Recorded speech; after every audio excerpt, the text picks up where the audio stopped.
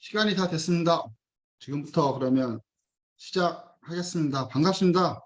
많이 날씨도 덥고 오늘 중복이죠? 맛있는 거 드셨어요? 저는 오전에 저기 양감에 있는 동물의 아품 공장 가서 강의하고 오느냐고 지금 헐레벌떡 뛰었습니다. 시간 맞춰서 오느냐고. 하여튼 1차에 이어서 두 번째로 하는 세미나인데요. 관심을 많이 보여주셔서 감사하고요. 많은 도움이 됐으면 좋겠습니다. 바로 시작하도록 하겠습니다.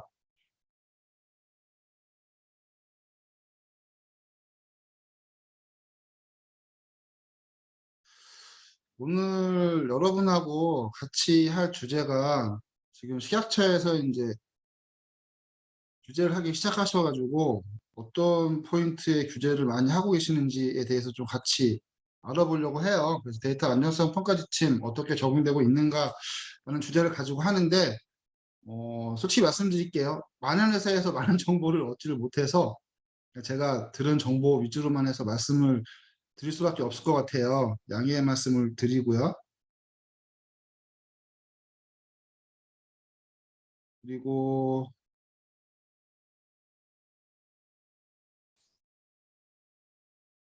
오늘은 하기 전에 간단하게 저희 회사 좀 소개 좀 하고 시작할게요. 죄송해요. 이거 원래 안 하려고 그랬는데 뭐 잘 아시는 것처럼 저희 회사 컨설팅 회사고요. 바이오스포트고 뭐 개념 설계부터 이런 보시는 이런 여러 가지 활동들을 하고 있어요. 뭐 여러분께서 원하시는 서비스 뭐 GMP랑 관련된 건 다 제공해 드릴 수 있으니까 관심 있으시면 끝나고라도 좀 전화 주시고 하셨으면 좋겠습니다.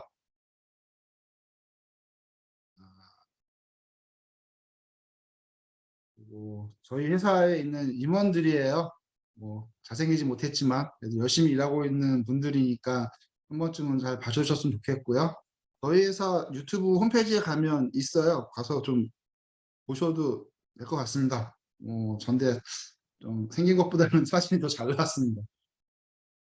저희 회사 실적인데 지금까지 프로젝트는 지금 현재 950 몇 번 남바 나가고 있어요. 근데 그중에 이제 건 바이 건으로 보면 2,100건 이상 프로젝트 수행했고요.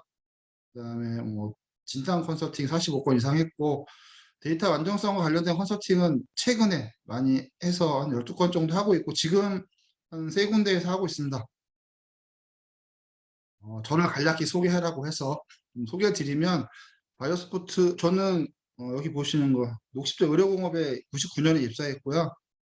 2002년에 한국 갬브로로 팔려갔습니다. 팔려갔다고 말을 해야지 솔직하게. 갬브로에서 2004년까지 있다가 2005년도에 저희 회사에 입사를 했고요. 저희 회사에서는 워터 시스템하고 그다음에 어, 교사제 생산 장비 위주로 적격성 평가를 처음에 많이 하다가 지금은 여기 보시는 것처럼 품질 위험 평가, 제약품 시스템, 그다음에 데이터 안정성 평가 좀 하고 있고요. 전문가랑 쓰기는 데이터 안정성은 좀 과분하고요. 요새 이제 어넥스 1 개정돼서 관심 많으시잖아요. 오염 관리 전략에 대해서 지금 심도 있게 공부하고 있고 컨설팅 하려고 준비하고 있습니다. 여기까지 간략히 설명드리고요. 설명하기 전에 죄송한데 입장하실 분들 입장시키고 다시 한번 할게요. 제가 사용하는데 미숙해서 죄송합니다.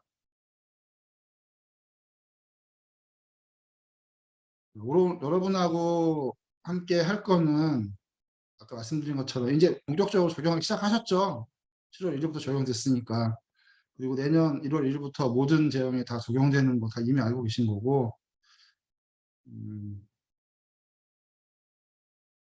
지금 GMP의 새로운 패러다임을 좀 간단히 말씀을 드리려고요. 여러분 잘 아시는 것처럼 ICH Q9이 지금 이게 여기 Q8 그다음에 지금 데이터 안전성 평가에도 적용되고 있죠. 하여튼 중요한 거는 ICH Q8 의약품 개발, Q9 제약품 시스템, 아니 죄송합니다. 품질 의존 평가, 그다음에 Q10 제약품 시스템으로 이루어져서 Q2가 있는데 지금 데이터 인테리티가 반영돼서 들어왔다 보여드리고 싶고요.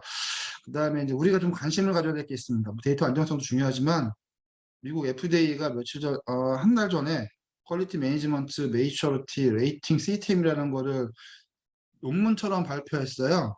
논문처럼 발표했는데 이 중요한 게 뭐냐면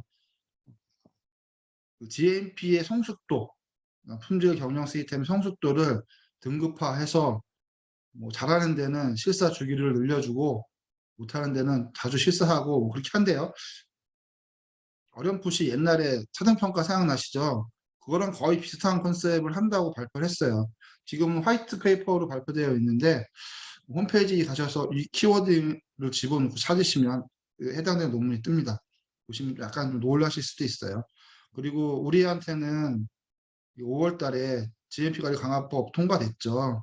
결국은 뭐 이런 데이터 안전성도 중요하지만 이런 법들에 의해서 회사가 서열화될 수도 있고 우리 회사의 어떤 이슈가 노출될 수도 있어서 회사의 네임밸류나 회사의 가치, 나가서는 주가에도 영향받을 수 있으니까 요 세 개를 중점으로 하고 데이터 인테그리티를 갖고 있는 이런 시스템을 구축해서 운영하셔야 된다라고 감히 말씀드리고 싶고요.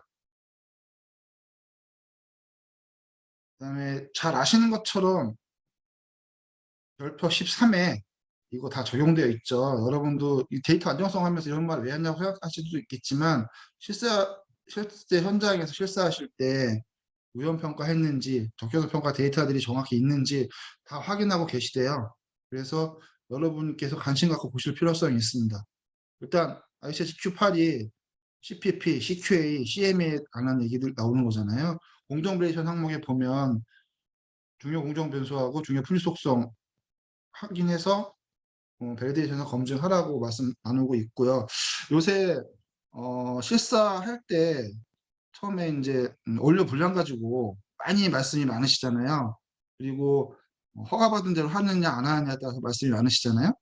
제품 표준서나 제품 표준서 등록되어 있는 제조직 계획서대로 공정 밸리데이션을 착실하게 했으면 큰 이슈가 없으실 텐데 이미 하신 공정 밸리데이션이 허가사항하고 약간 다르게 되어 있다면 커다란 이슈가 있을 수 있죠. 그리고 별표 13의 적격성과 밸리데이션은 전부 QRM 접근 방법 적용해라고 되어 있습니다. 그렇죠? 그래서 이제 현재는 모든 적격성평가하고 밸리데이션이 품질 우연평가 기반으로 이루어져야 되는 거죠. ICH Q10도 도입되어 있어요. 제약 품질 시스템인데 별표 13에 지식 관리라는 게 날리지 매니지먼트라는 게 나옵니다. ICH Q10은 여기 보시는 Q9, QRM하고 여기 보시는 날리지 매니지먼트하고 두 개를 품질 제약 품질 시스템을 운영하는 촉진제로 이네이블러라고 선언하고 두 개의 중요성을 굉장히 강조하고 있어요. 그다음에 이제 데이터 안정성 평가 지침에 보면 경영진 책임하에 뭐 해야 된다, 뭐 자율점검하신 걸 경영진에게 보고하고 카파가 경영진에 보고해야 된다. 경영진의 책임을 굉장히 강조하고 있죠. 여기 경영진이라고 하면 이분이에요. 시니지 매니지먼트. 이분은 돈, 자원, 시간을 할애할 수 있는 능력이 있으신 분. 공장장님이 이런 능력이 없으시면 공장장님이 경영진이 아니십니다. 대표이사님이나 회장님이 경영진이 되는 거죠. 거의 간단히 말씀드리고 여러분들이 여기 경영진의 책임은 이거는 제가 별도로 여기 보시면 별표 17하고 별표 1에 경영진이라는 말이 나와요. 좀 관심 있게 보셨으면 좋겠고요. 저는 여러분께 이거 말씀드리고 싶어요. 여기 제품, 공정 및 시스템의 지속적인 개선 가능성을 확인하기 위해 경영진은 의약품 품질 시스템 운영에 대한 경영 검토를 주기적으로 참여하고 검토해야 된다. 이렇게 되어 있잖아요. 이 경영 검토라는 게 제약 품질 시스템에 들어가는 여러 가지 뭐 카파, OS, 변경관리 여러 가지를 포함한 거예요. 여러분 회사에서는 경영검토를 쓰시는 데도 있고 GMP 위원회 활동이라는 용어를 쓰시잖아요. 그거 GMP 위원회 활동 하신 거를 매번 하실 필요 없을 것 같은데 6개월마다 한번 하시는 정기총회 같은 GMP 위원회 활동 하시잖아요.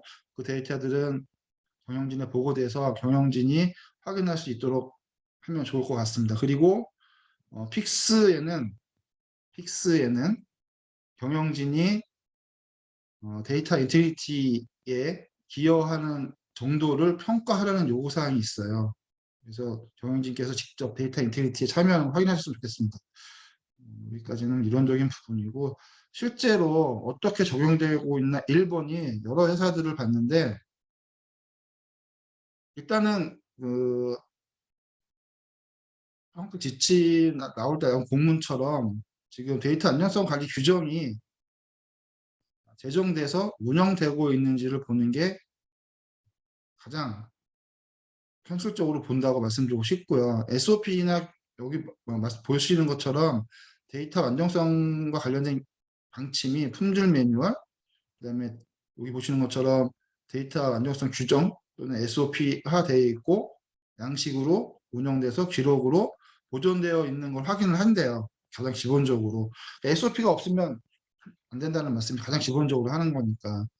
SOP의 종류는 뭐 여러분이 다 일반적으로 아실 거예요. 가장 중요한 게 이제 제가 말씀드린 것 중에 저 항상 강조하는 게 뭐냐면 보안 및 계정 관리 이거죠. 보안 및 계정 관리가 가장 중요하고 패스워드하고 아이디 관리하는 거겠죠. 두 번째로 중요한 게 저는 강조하는 게 항상 강조하는 게 오디트 트레일이에요. 오디트 트레일. 추적 감사 기능인데 추적 감사 기능 중에서도 제품이 출하되기 전에 하는 거, 그다음에 정기적으로 하는 거 두 가지에 대해서 중점적으로 관리하셨으면 좋겠고 식약처도 관심 있게 보신대요. 이 부분에 대해서. 그다음에 세 번째로 제가 강조하는 거는 데이터 백업, 아카이브, 데이터 백업 아카이브라고 말씀하시면 되고 그리고 데이터 백업 및 아카이브에다가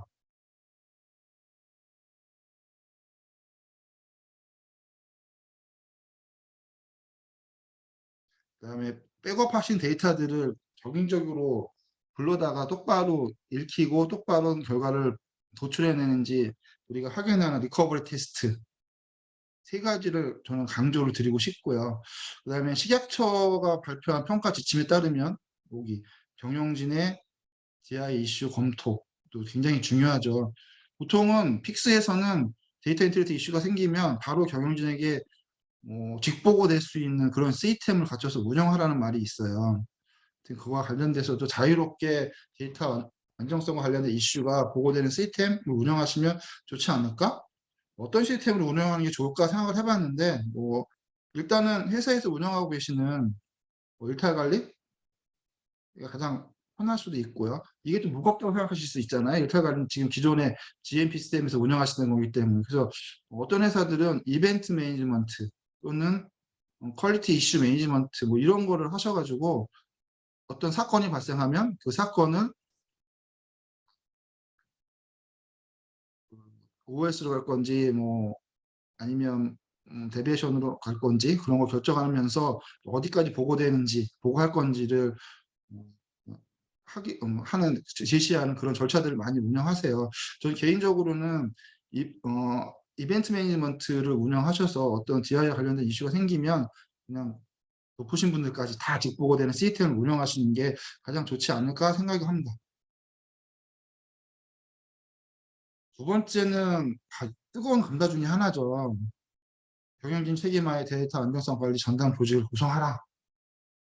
뭐 구성이 어떻든 하여튼 근데 중요한 건 생물학제재 쪽에서 평가할 때는 QA 부서 소속으로 있어도 전담만 했으면 되는데 지금은 그렇지 않은 것처럼도 뉘앙스가 들려오는 회사들이 몇 군데 있어요.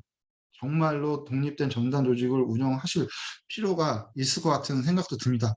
여러분들끼리도 주고받는 그런 여러 가지 소식도 있으시겠지만 제가 들은 걸로는 이렇게 완전히 경영진 밑에 분리돼서 하라고 하는 그런 케이스도 있었으니까 좀 이게 숙고하셔서 어떻게 조직할까 검토해 보시는 거 좋을 것 같습니다. 몇 군데 여쭤봤어요. 그냥 이 연차는 제 나름대로 쓴 거고요.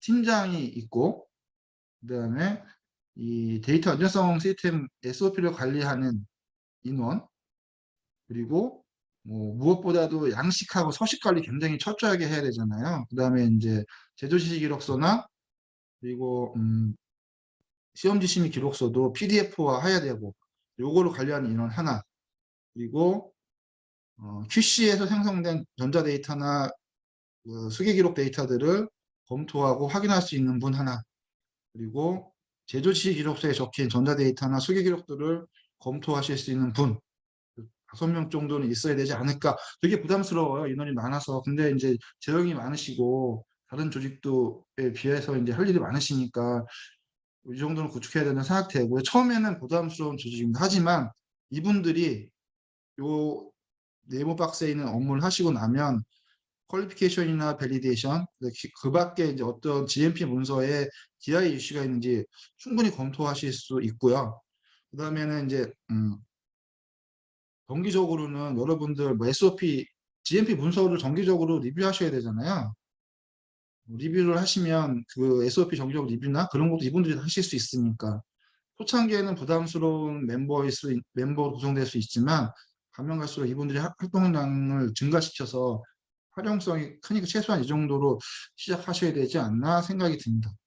그리고 여기 써진 않았는데 요새 몇 군데 공장을 가보니까 이런 것도 있으세요. 요새 이제 회사마다 여러 회사에서 오시는 분들이 많이 혼합돼서 조직을 운영하시잖아요. 서로 생각하시는 용어의 저희가 다른 거예요. 백업 하면 이 어떤 컴퓨터의 프로그램, 백업 프로그램을 갖고 있는 것도 백업이라고 하시고 또 이제 일시적으로 데이터를 저장하고 보관하는 것도 백업이라고 하시고 또 이제 어떤 시스템에 뭐 시스템 백업 시스템에서 두 가지 시스템을 구축하는 것도 백업이라고 하시잖아요.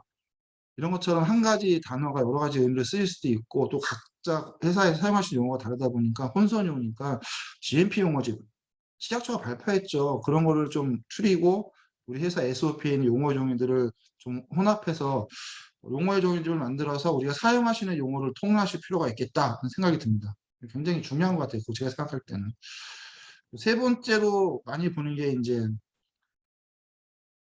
시간 동기화. 절차가 적용돼서 운영되고 있는지를 꼼꼼히 보신대요. 시간 동기화는 데이터 백업이나 미리 적는, 아니, 소급하는 거나 미리 적는 것 때문에 항상 큰 이슈가 되잖아요. 굉장히 중요하게 보고 있고요. 어떤 회사 가서 이거 한국표준과학연구원에 있는 이 시계로다가 시간을 동기화하는 것도 오케이라고 말씀하셨다고 하고 또 대부분 제가 아는 많은 회사들은 위성 시계를 하나 이렇게 설치해 두시고 위성 시계에서 다른 시계들로 시간을 분배해서 동기화하는 네트워킹에서 동기화하는 이런 시스템도 많이 구축하시더라고요. 회사마다 뭐 특징에 맞게 하시면 될 것 같고요. 또 뭐 이 표준과학 연구도 싫고 이 표준시계도 싫으면 이렇게 하는 회사도 있으시더라고요. 휴대폰이 위성시계잖아요. 휴대폰을 하나 몇 개 사셔서 표준시계로 등록하신 다음에 그 시계에 따라서 맞추시는 시간을 동기화시키는 거죠. 다만 주의할 게 있습니다. 뭐냐면 여기도 시간 동기화 체크리스트가 있는데 이 동기화하는 거는 작업자가 하면 안 되죠. 최소한 DI팀의 팀장님 정도 되시는 분들이 좀 약간 경력도 있고 책임감도 있으신 분들한테 하라고 지시하셔서 그분들이 하게끔 하셔야 되겠죠. 작업자는 원래 잘 아시는 것처럼 클락에 접근하면 안 되죠. 그런 이슈 때문에 그렇습니다. 대부분 회사들 보면 이 시간 동기화 체크리스트를 운영하시고 시계 마스터 리스트를 운영하세요. 우리 공장에서 이제 시계를 보고 시간을 적는 시계들 쭉 리스트업 하는 거죠. 이런 게 필요하다고 생각이 됩니다. 뭐 자유롭게 변형해서 쓰시면 될 것 같고요. 이 회사 같은 경우는 장비명 관리번호 쓰시고 처음에 가서 표준 시계하고 일반 시계랑 시간을 비교해서 동기화가 필요해 그러면 뒤에 거 진행하는 거죠. 필요 없으면 여기서 끝내는 거고 뭐 이렇게 운영하시더라고요. 편하게 운영하시면 될 것 같습니다. 그 다음에 많이 보는 게 이제 회사마다 컴퓨터화 시스템, 뭐 오타났습니다. 컴퓨터화 시스템의 인벤토리를 유지하고 있는지 지금 여러분이 보시는 이 인벤토리는 픽스가 권고하는 항목만 제가 좀 따붙여 놓은 거예요. 최소한 이 정도는 하셔야 되는 거죠. 인벤토리 목록이 왜 중요할까요? 실사자들은 본인들이 오셔서 어떤 시스템을 찍어서 보고 싶은 게 가장 클 거라고 생각이 되고요. 우리 입장에서는 인벤토리 목록이 없다는 건 컴퓨터화 시스템에 대해서 관심이 없다는 거죠. 마스터 리스트가 없다는 건. 우리가 잘 하고 있어를 보여주시려면 마스터 리스트를 운영하셔야 된다라는 말씀을 드리고 싶고요. 근데 마스터 리스트를 만드실 때 일단 중요한 거는 해당 시스템, 컴퓨터화 시스템이 어떻게 구성되어 있는지 여기 보시는 것처럼 이런 것들 어떻게 구성되어 있는지 그리고 데이터가 어떻게 흘러가는지 이 흐름을 아셔야 되죠. 여기 보시면 잘 보이실지 모르겠지만 데이터를 입력하는 장치, 취합하는 장치, 보관하는 장치, 이동하는 장치, 출력하는 장치, 백업하는 장치, 뭐 여러 가지 장치들로 이루어졌을 거잖아요. 그런 것들을 다 조사해서 우리 시스템은 어떻게 돼 있어 라는 거를 확인하시고 저기 보면 소프트웨어 캐테고리가 램프에 따라서 많이 나누시잖아요. 캐테고리가 어떻게 돼 있다, 하드웨어가 어떻게 돼 있다. 이 정도를 분석하시고 나서 이 결과를 바탕으로 목록을 만드시면 좀 아이디어란 목록을 작성하지 않으실까 하는 게 생각입니다. 그 다음으로 많이 보시는 게 이거 많이 보시는데요. 실제적으로 봤다는 회사는 없는데 물어본 회사는 이때 리스트 같은 거 뭐냐면 구형 시스템에 대해서 품질 우연 평가 했으니까 마스터 리스트 보여주세요. 했는지 안 했는지. 취약 시험 항목에 대해서 품질 우연 평가 했습니까? 보여주세요.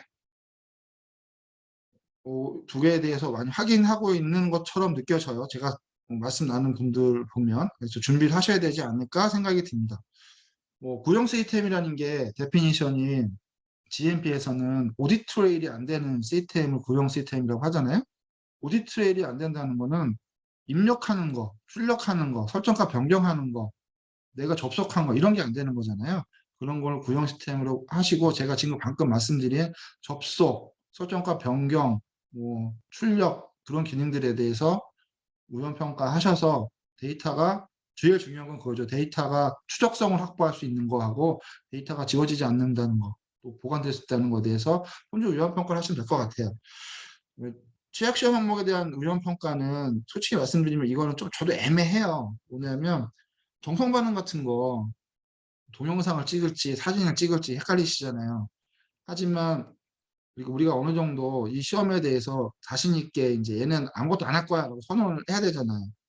눈으로 보기도 정확해서 또는 데이터를 캡처한 게 의미가 없어서 그런 쪽으로 많이 하시는데 그게 맞는지는 아직은 저도 좀 확신이 없어요. 저는 보통 만약에 취약 시험 항목에 대해서 RA를 하게 되면 저는 시험 항목을 놓고 이 시험 항목을 놓고 뒤에 나오게 제가 안 넣어놨네요. 이 시험 항목을 놓고 시험 단계를 쭉 기술한 다음에 각 단계별로 알코와 포러스가 어떻게 적용되는지를 저는 평가할 거예요.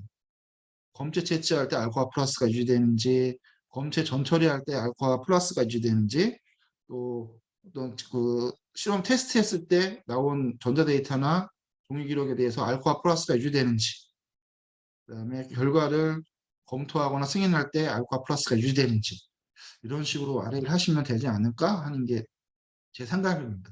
그리고 이렇게 하시는 회사들도 있어요. 시험 항목을 쭉 나열해 놓으시고 중요 시험, 중요하지 않은 시험에 대한 타당성을 쭉 검토해서 타당성을 부여하시는 거예요. 그래서 중요하지 않은 시험은 빼고 중요 시험 중에 취약 시험 항목 같은 경우에 대해 다시 알코아에 대해서 분석하시는 이런 패턴으로 가시는 회사도 많습니다.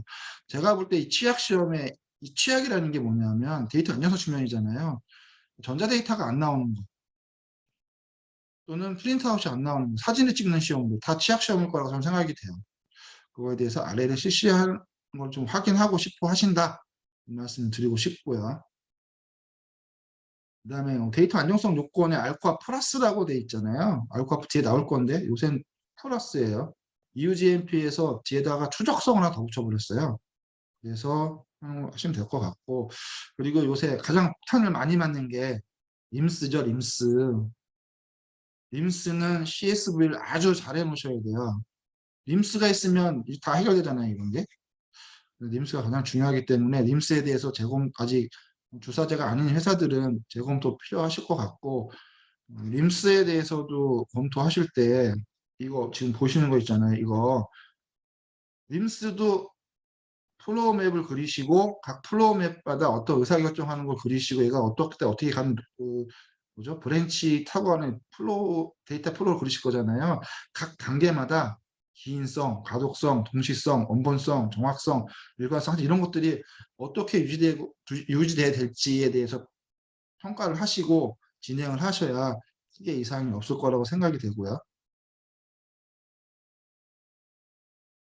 그 다음에 이제 관심 보이시는 것 중에 하나가 시각적 실사하는 것 중에 하나가 레거시 시스템 어떻게 관리하고 계시는지. 오디트 트레일이 안 되는 거잖아요. 어떤 회사들 보면 이렇게 합니다. 에피시피나 파라메타나 이런 거를 뭐 현재 변경하는지 안 하는지, 변경하면 어떻게 하는지, 물론 여러분들이 운영하시는 제조시험 기록서하고 시험 기록서에 다 있으세요. 하지만 그거 갖고는 디펜스가 안 된다고 생각하는 거죠. 그래서 구형 시스템에 대해서는 추적성 확보를 위해서 별도의 체크시트를 운영하는 회사도 있고 이런 방법도 있다. 가장 좋은 건 구형 시스템을 최신 시스템을 바꾸는 거죠. 비용에만 부담이 없으시면. 한번 곰곰이 생각해 보셔야 돼요. 3년 뒤에도 구형 시스템 운영을 인정해 줄까? 옛날에 이랬잖아요. CGMP에 CFR 파트 11 컴플라이언스 하냐 안 하냐 부합하냐 안 하냐 따질 때 수기 기록으로 기록해도 돼. 그래서 수기 기록 많이 하셨잖아요. 지금 CGMP 실사 받으실 때 수기 기록 인정되나요? 잘 안 될 거예요. 그런 거는. 오디트 되는 시스템이 많기 때문에. 하여튼 중요한 건 현재 우리가 갖고 있는 구형 시스템에 대해서 어떻게 관리하고 있는지 절차 마련하시고 이런 양식을 운영하셔서 최소한 이중 점검해서 설정 값이나 모니터링 되는 값이 우리가 관리하는 기준 내에서 관리되고 있어 라는 걸 확실히 보여주셔야 됩니다. 이거는 내거 시스템에 대한 것뿐만 아니라 품질 시험이라든지 모든 데이터와 관련된 거에는 이 알코아가 어떻게 적용되는지 평가를 하셔야 돼요. 이건 제가 이번에도 자료 못 드릴 것 같으니까 보시면 사진 찍어 놓으시는 게 좋지 않으실까 생각도 들어요. 이 자료는 전 드리고 싶은데 회사 정책상 안 된다 그래갖고 제가 못 드리고 있어요. 뭐 개인적으로는 드릴 수도 있을 것 같은데 하여튼 제가 만약에 저한테 메일을 보내시면 이 자료 못 드리더라도 얘 원본은 드릴게요. 원본. 저도 어디서 따온 거니까 원본은 드릴게요. 필요하시면 메일로 제 메일 여기 뒤에 있으니 메일로 요청하시면 제가 드리겠습니다. 여기 제가 요새 가장 고민이 많은 게 뭔지 아세요? 여기 보면 기인성에 누가 데이터를 획득했는가 그런 작업을 누가 수행했는가 알아야 되잖아요. 이게 추적이 안 되는 기록이 너무 많아요. 뭐 맨 아래 제조시설 기록서 보면 맨 아래 뭐 서명하시고 확인자 쓰신다고 이 중간중간에 안 쓰시는 회사도 있고 그 옆에 쓰시는 회사도 있겠지만 중간중간에 날짜 쓸 때 누가 썼는지 사인을 안 하면 누가 썼는지 모르잖아요. 그런 것부터 시작해서 추적성 확보가 안 되는 게 굉장히 많아서 이걸 보시고 우리 회사의 기록이나 데이터들이 어떻게 관리되고 있는지 좀 확인 좀 하셨으면 좋겠습니다. 하나하나 설명 안 드려요. 이 용어는 이제 익숙해지셔야 돼요. 뭐 데이터 기인성, 가동성, 동시성 이런 것들은 익숙해지셔야 된다고 말씀드리고 넘어갈게요. 하여튼 이걸 중심으로 한 품질 위험 평가가 있어서 그거에 따라서 우리가 이중 점검하고 있다라고 하는 쪽으로 좀 대표님 정의를 내려서 운영하시면 좋을 것 같고 될 수 있으면 안 쓰는 게 좋다. 품질 시험에 대해서도 아까 말씀드린 것처럼 근데 보통 이렇게 잘 되는 품질 시험 이거 같은 경우는 IR이잖아요. CSV 잘 돼 있고 다 달져 있잖아요. 가장 안 되는 게 제 생각에는 무긴 시험, 환경 모니터링 이런 거 사진으로만 해야 되는 것들 그런 것들이 잘 안 돼 있을 거예요. 그런 것들에 대해서 이렇게 각 단계별로 알코아가 어떻게 유지되는지 평가하시고 그 오염을 제거하는 활동을 하시는 게 좋지 않을까 합니다. 간단하게 사례 하나 못 드렸는데 뭐 보시면 FME 방법으로 하실 수도 있고요. 다른 방법으로 하실 수도 있고 뭐 이렇게 품질 오염 평가를 하시면 될 것 같습니다. 그 다음에 이 평가 지침에 자동화 장치 등 관리 평가 사항 있잖아요. 이거는 거의 다 보신대요. 이대로 되는지 특히 WMS, RIMS, 그다음에 RWS 여러 가지가 인터페이스로 되는 것들 있잖아요. 그런 것들은 인터페이싱 기능들을 PSV 했는지 안 했는지 다 보신다고 하니까 그런 쪽에 준비를 철저히 하셔야 될 것 같습니다. 예를 들어서 그거죠. WMS에서 테스트가 안 끝난 배지를 눌렀는데 림스에서 승인 안 했는데 제품이 나온다. 큰일 나는 거죠. 이런 식의 네거티브 테스트를 많이 하셔서 자동화 시스템의 이제 인터페이싱 기능이나 여러 가지 기능들이 확실히 유지되고 있음을 입증하셔야 됩니다. 자, 이 부분은 왜 보여드리냐 하면 지금까지 말씀드린 것처럼 기록이나 데이터만 잘 유지되면 데이터 안정성에 이상이 없을 거야 라고 착각을 하실까 봐 착각하면 안 되죠. 이게 뭐냐면은 오디트를 캡처라고는 했지만 근원적으로 GMP에서 하면 안 되는 데이터 안전성 위반 행위예요. 겹쳐쓰기를 한다. 수기기록 겹쳐쓰기도 있지만 전자 파일들, 전자기록, 예를 들어서 여러분 MS 워드로 되어 있는 SOP를 개정하시는데 다른 이름 저장하지 않기로 안 하고 계속 한 이름으로 쓴다. 겹쳐 쓰는 거 그런 거 안 된다는 거고요. 그 다음에 테스트나 공정을 중간에 중단시켜 버리는 거예요. 끝까지 안 갔는데 특별한 거나 정당한 사유 없이 큰일 나죠. 저희 회사도 한번 이런 실수를 했습니다. 삼성바이오스 들어가서 테스트를 하는데 온도가 100도 이상, 스팀의 온도가 100도 이상 올라가야 되잖아요. 50도밖에 안 올라가 스팀 고객사 요청 사항에 따라서 테스트 멈췄어요. 그랬더니 고객사에서 뭐가 날라왔습니다. 데이터 인테그리티 위반했다고. 그래서 교육 프로그램 다 정비해서 다시 교육하고 데이터 안정성과 관련된 SOP 만들어서 직원들 교육하고 저희도 이거 했어요. 근데 해놓고 솔직히 부담스러워요. 한 회사 때문에 만들었는데 다른 회사 다 요구하시면 저희 폭망할 수도 있어요. 제가 이렇게 어떻게 오픈마인드로 말씀드리는 건 뭐냐면 여러분들 지금 식약처가 실시하는 것 중에 OEM 많이 주시잖아요. OEM 주셔가지고 위탁받는 회사에서 어떤 이슈가 있으면 수탁하는 회사가 책임 져지시죠. 마찬가지. 저희들 같은 회사들한테 용역 주시는 거잖아요. 저희가 IQQ나 한 데이터에 데이터 안정성이 유지가 안 되면 저희 때문에 여러분 회사 GMP 인증 취하될 수도 있어요.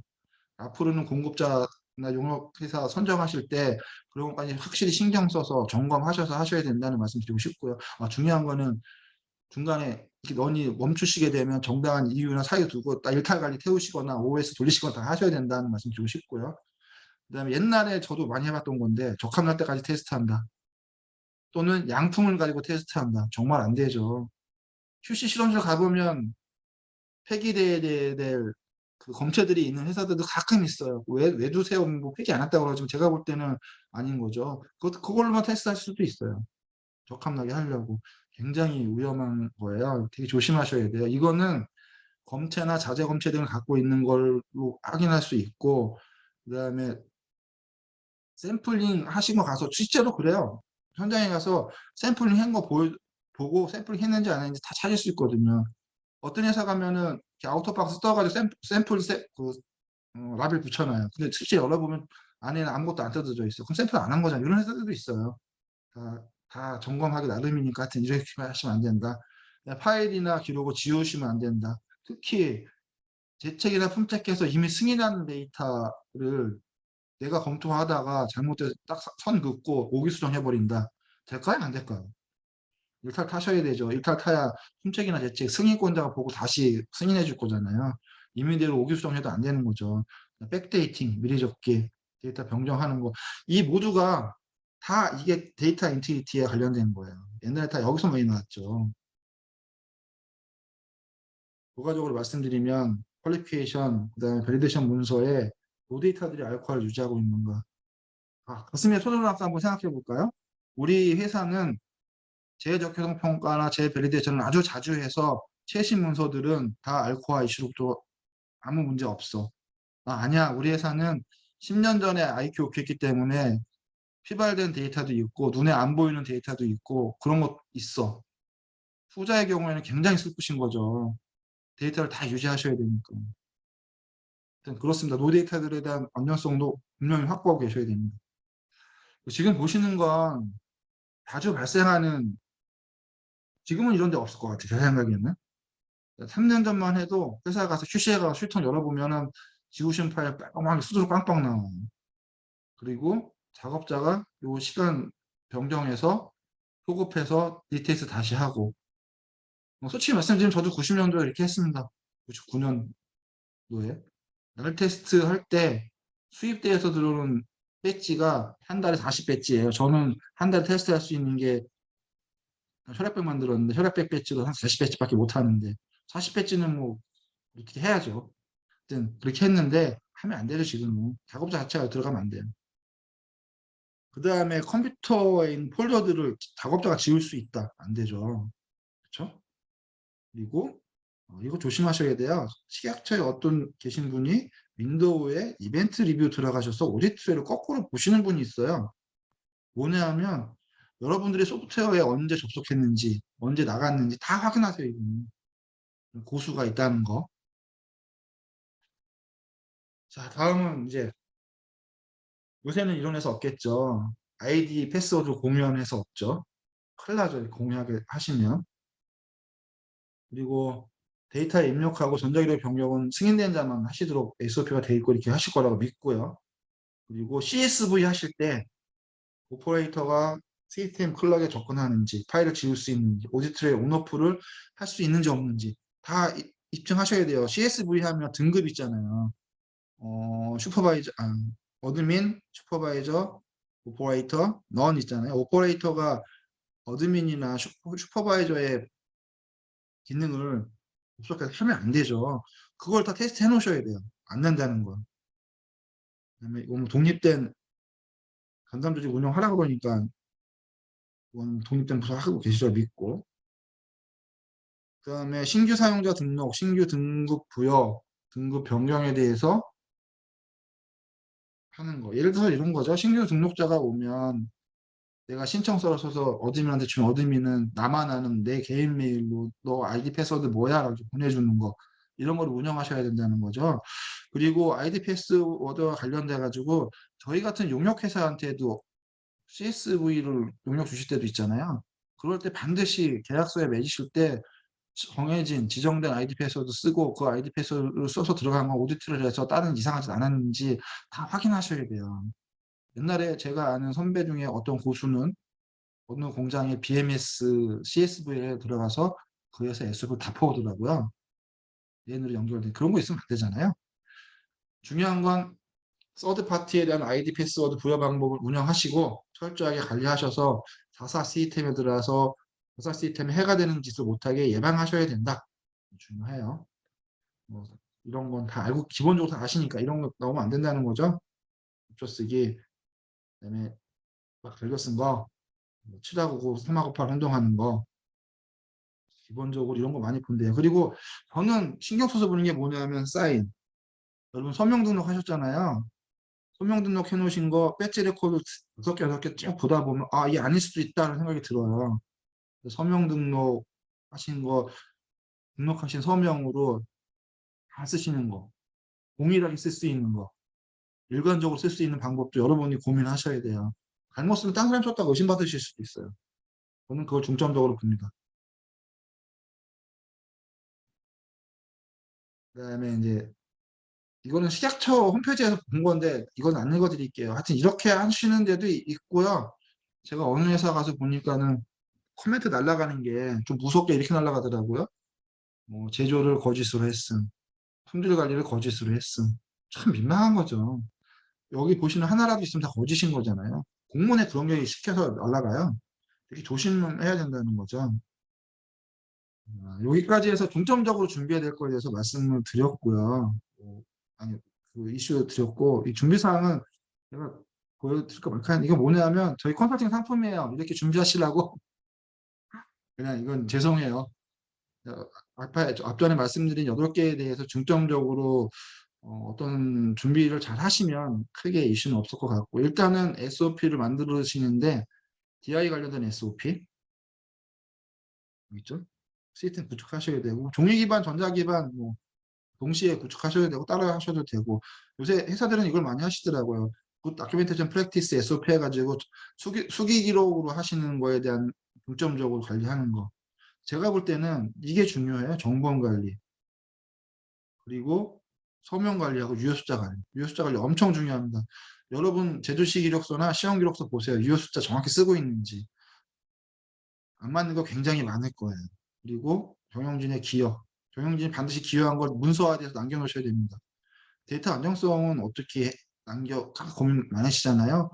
데이터 안정성 평가 SOP 만드실 때 규정 만드실 거잖아요. 규정 다음에 SOP 만드실 거니까. 규정에 대표사님 검토 받으세요. 아니면 품질 매뉴얼 만드실 때 품질 매뉴얼에 제약 품질 시스템 만드시고 거기에 데이터 안정성과 관련된 이슈 넣으시고 품질 위안평가 관련된 거 넣으시고 시스템을 구축하시면 되잖아요. 대표사님 사인 받으세요. 그럼 관여하시는 거잖아요. 그리고 아까 말씀드린 것처럼 정기적으로 GMP 위원회 활동하는 거 대표사님 사인 받아놓으시면 됩니다. 아까 말씀드린 여러 가지 우연평가들 하셨으면 좋겠고 그다음에 제가 팁을 하나 드릴게요. 여러분께서 스스로 자체적으로 제조 지식 기록서나 시험 지시 기록서를 보실 때 있잖아요. 이걸 하는 거예요. 이거 아까 보여드린 이거 있잖아요. 이쪽에 나온 항목. 예를 들어서 측량 공정이에요. 누가 데이터를 획득했는지, 또 작성된 데이터는 다 읽을 수 있는지. 측량 프린트아웃이 흐미하게 됐거나 날아갔으면 읽을 수 없는 거잖아요. 또 메타데이터. 측량 기록지에 메타데이터가 뭐냐면 얘가 측량한 거야 라는 걸 알려주는 거잖아요. 그램이 붙어 있다든지 미리그램이 붙어 있다든지 저울에 번호가 붙어 있다든지 언제 측량했는지 이런 인포메이션이 있어야 되는 거지. 이게 없으면 안 되죠. 이런 식으로 해당 공정이나 어떤 데이터를 놓고 이걸 한번 돌려보세요. 다 만족하는지. 만족해야 DI에서 자유로우신 거예요. 제가 솔직히 말씀드리면 측량 공정 하나 하는데 이거 다 놓고 하는데 제가 해도 2시간 걸립니다. 시간 소모적일 수도 있어요. 하지만 해보셔야 됩니다. 그래야 우리의 위크 포인트를 아시고 개선 방향을 결정하실 수 있습니다.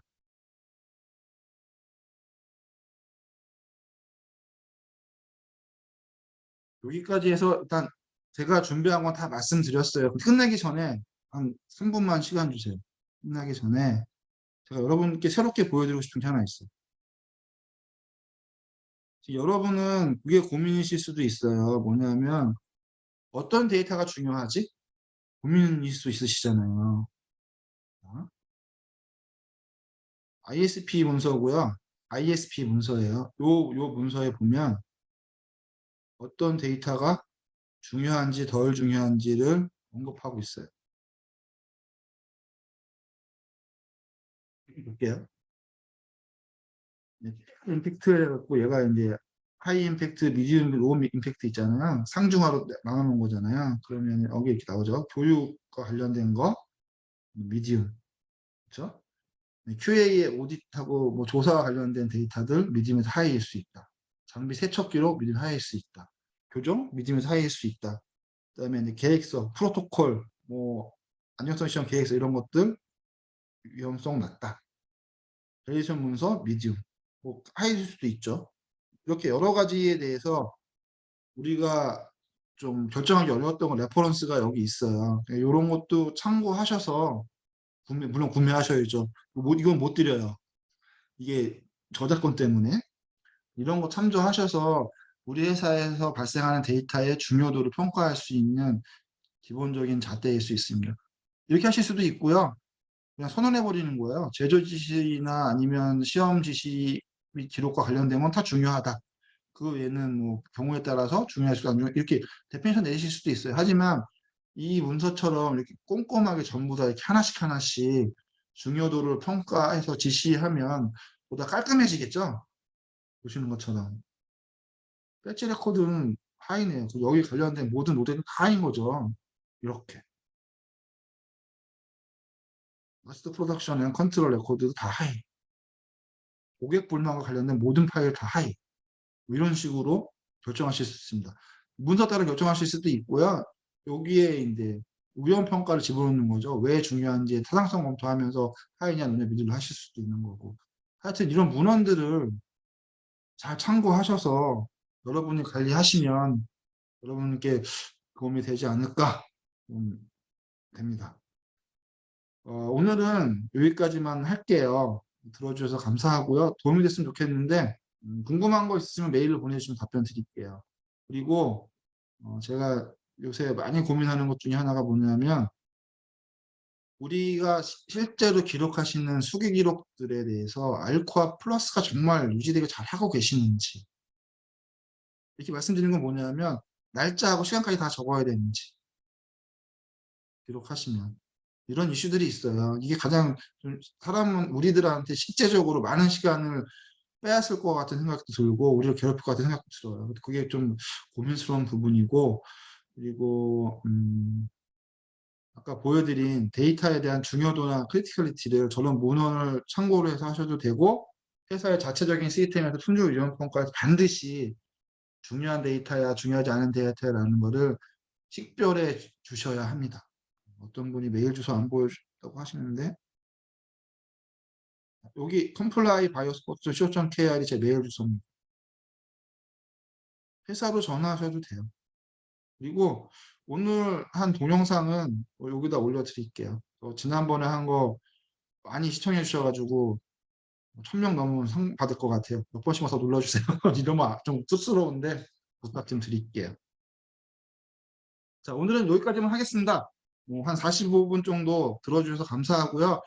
다음에는 좀 더 알찬 주제로 해볼게요. 이제 크게는 안 할 거고 파트 잘라서 시간 동기화 어떻게 하는지, 이 조직 구성 어떻게 하는지 그거 잘라서 해볼 생각이고요. 저뿐만 아니라 저희 회사에서 여러 사람들이 이런 세미나를 할 거예요. 세미나 제목이 GMP 서바이벌 세미나잖아요. 살아남기 위한 세미나라고 이름을 진 거예요. 그래서 중요한 것들만 좀 잘라서 계획할 거고 여러분께 메일링 해드릴 테니까 많은 관심을 보여주시면 고맙겠습니다.